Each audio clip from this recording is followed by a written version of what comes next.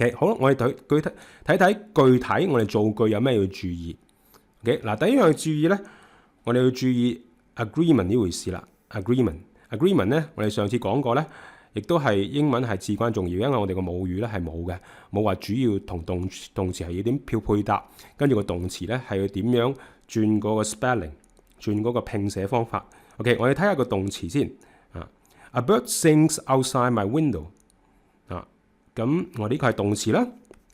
我哋發覺咧有啲唔妥喎，因為我哋知道而家我哋係嗰個動詞嘅原形咧係叫 sing 啊，原形咧上次我哋講過咧係 base form。點解我哋要知道呢樣嘢咧？因為咧我哋查字典都會用呢個原形去查嘅，而唔係呢個原形去變化出嚟嘅其他嘅動詞去查嘅。A bird sings outside my window。咁我哋會發覺咧。呢度咧多咗個 s 喎，從嗰個原形動詞變化係多咗個 s 出嚟嘅，點解咧？咁其實咧多數咧都會因為呢個 subject 所致嘅。subject 係 a bird 喎，a bird 有咩特別令到呢個動詞 sing 係要加 s 咧 ？OK， 我哋睇第二句啊 ，it sings loudly。咁呢隻鳥咧係唱得好大聲嘅。咁呢隻鳥唱得好大聲，呢個並唔係佢特定某一次唱歌大聲，而係呢隻鳥咧平時喺我窗外呢個鳴叫嘅鳥兒咧係咧一貫都唱得好大聲嘅，一向都唱得好大聲嘅。點解咧？我哋知道係用 simple present tense， 因為從嗰個動詞佢個形態睇得出。OK， 嗱，點解要咁？我哋睇到啦，點解要加 s 咧？原因咧就係咧嗰個 subject 本身啦。我哋呢個 it 咧係它啦，動物嘅它啦。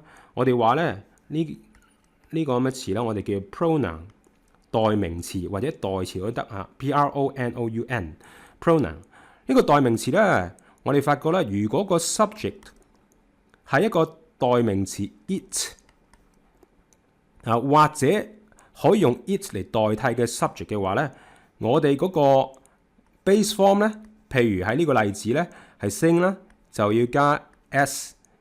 有啲其他動詞咧，我哋加 es 嘅。換言之，我哋知道規律，如果係 it 嘅話，個 subject 咁動詞就要加 s 或者 es。喺呢個情況咧 ，sing 咧係加 s。OK， 我哋睇睇第二個例句組。Alright， Anne sings beautifully. She sings songs to her children. OK，number one， Anne sings beautifully。我哋睇到咧，又係喺呢個情況咧。我哋係加咗 s， 從個 base form 加咗 s， 嗰個 subject 咧，當然做 agreement 啦，係 n 當然係女仔名啦。咁但係如果咧，就算有同學咧唔知道一個名係男定女咧，都唔緊要噶，因為一個名咧除咗係唔係男就係女噶啦。咁所以咧都可能啊喺呢個 rule 嚟講咧都適用嘅，喺呢個規則嚟講都適用嘅。OK。咁喺呢一句當中咧 ，Anne 平常咧就唱歌好好聽噶啦，唔係話佢特定某一次唱歌好聽，而係平時。因為我哋知道用 simple present tense， 所以咧個意思就係講一般情況、慣性底下、習慣底下，佢就唱歌好好聽噶啦。OK， 我哋睇第二句 ，She sings songs to her children。佢向佢嘅小朋友、佢嘅子女咧唱歌，平常都係咁噶啦嚇。咁我哋睇到咧，亦都係要加 s 喎。我哋亦都係做 agreement。咁我哋睇到一個規律咧，就係如果個 subject 係 she 嘅話，我哋嗰個動詞咧就要加翻 s 或者 es 動詞嘅原形嘅 base form 啊。好，我哋再睇下一組嘅例句。Number one， Tom sings very well. Number two，He sings in a choir。Tom sings very well。我哋睇睇，亦都係喺個動詞嗰度，亦都係有 s 嘅存在，要加 s 咁而呢個 Tom 咧係男嘅，我哋要同佢做 agreement。呢度亦都係啦，個代詞亦都係多咗 s 出嚟啦。咁換言之咧，我哋亦都得出一個結論咯，就係如果個 subject 係 he 嘅話，我哋個動詞亦都係加 s 啦。OK， 我哋再睇下一個。OK 嗱，換言之咧，我哋頭先咧發覺到有幾個規律，就係咧，如果個 subject 係he 咧，或 or she or it，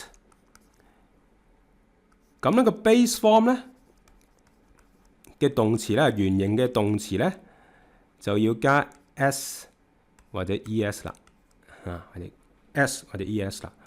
嗱，我哋比較下咧以下呢啲例句。CF 咧係拉丁文嘅比較咁嘅意思嚇，咁係一個國際通用嘅簡寫嚟嘅。咁個意思咧就係 compare。嘅 I often sing to amuse myself. I often sing to amuse myself. 我時常咧係唱歌自己娛樂自己嘅。我時常唱歌自娛嘅 amuse 係自己娛樂自己啦。咁我哋睇到咧喺呢一句當中咧。嗰個動詞咧就係 sing，sorry， 動詞咧就係 sing， 咁個 subject 咧就係 I。喺呢個情況咧，我哋唔使做 agreement，I often sing to amuse myself 就得噶啦，唔使加 s 或者 es。第二個情況啦 ，you sing beautifully， 第二句例句 ，you sing beautifully。喺呢句例句當中咧，由於個 subject 係 you。所以咧個動詞原形咧照寫翻就得噶啦。第三個例句 ，We sing in time。嗱呢句例句咧係一個咧一首歌嘅歌名嚟嘅。我哋喺時光中唱和，我哋喺時光中詠唱。呢個係一般嘅一個狀態，唔係話特定我係舊時某一次喺時光中詠唱。We sing in time。咁咧我哋睇到咧個動詞同埋個 subject 咧，亦都個 agreement 咧唔使令到個 verb 係要加 s 或者 es 嘅。下一句 They sing in the same chorus。They sing in the same chorus。chorus 咧係同 choir 差唔多意思嘅，即係都係歌詠團啊、合唱團咁嘅意思。choir choir。They sing in the same chorus。我哋睇到呢個動詞同個 subject they 亦都唔會令到嗰個 verb 有變化。所以從中咧，我哋得出嘅結論咧，就係我哋 agreement 係 subject 如果係 he、she or it 嘅話，嗰個 verb 就要加 s 或者 es。相反，如果 subject 係其他你其實你淨係記呢堆就得噶啦。如果其他嘅話咧 ，I、you、we、they 嘅話咧，就保持翻 base form 就得噶啦，保持翻個動詞嘅原形就得噶啦。好，今日係咁多 ，thanks for watching。